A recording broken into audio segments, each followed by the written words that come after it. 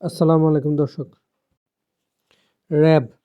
Rapid action ব্যাটালিয়নে Aynaghor ছিল এবং তা সেভাবেই রাখা হয়েছে বলে জানালেন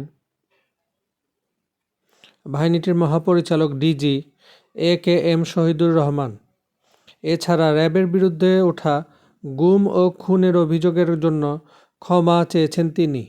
12 ডিসেম্বর রাজধানীর কারওয়ান বাজার র্যাব মিডিয়া সেন্টারে আয়োজিত এক সংবাদ সম্মেলনে তিনি এসব কথা বলেন।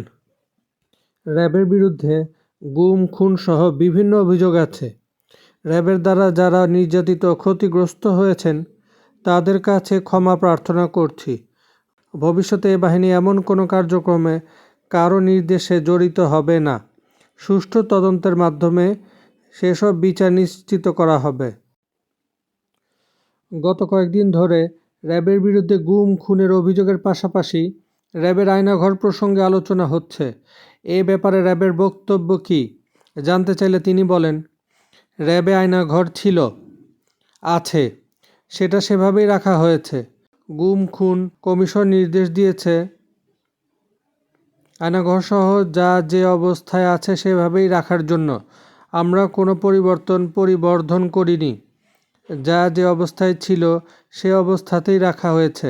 র্যাবের বিরুদ্ধে আয়নাঘর, গুম, খুন সহ যত ধরনের অভিযোগ ছিল তার তদন্ত করছে কমিশন। আমরা র্যাবের পক্ষ থেকে সব ধরনের সহায়তা করছি। আমরা মনে করি তদন্তের ফলের ভিত্তিতেই আইনগত ব্যবস্থা নেওয়া হবে। র্যাপিড অ্যাকশন ব্যাটালিয়ন র্যাব বিলুপ্তির বিষয়ে সরকার যা সিদ্ধান্ত নেবে তাই মেনে নেওয়া হবে বলে জানিয়েছেন র্যাব মহাপরিচালক একেএম শহীদুর রহমান। এ সময় র্যাবের বিরুদ্ধে ওঠা গুম ও খুনের অভিযোগের জন্য ক্ষমা চান তিনি। সাথে থাকার জন্য ধন্যবাদ দর্শক। আসসালামু আলাইকুম।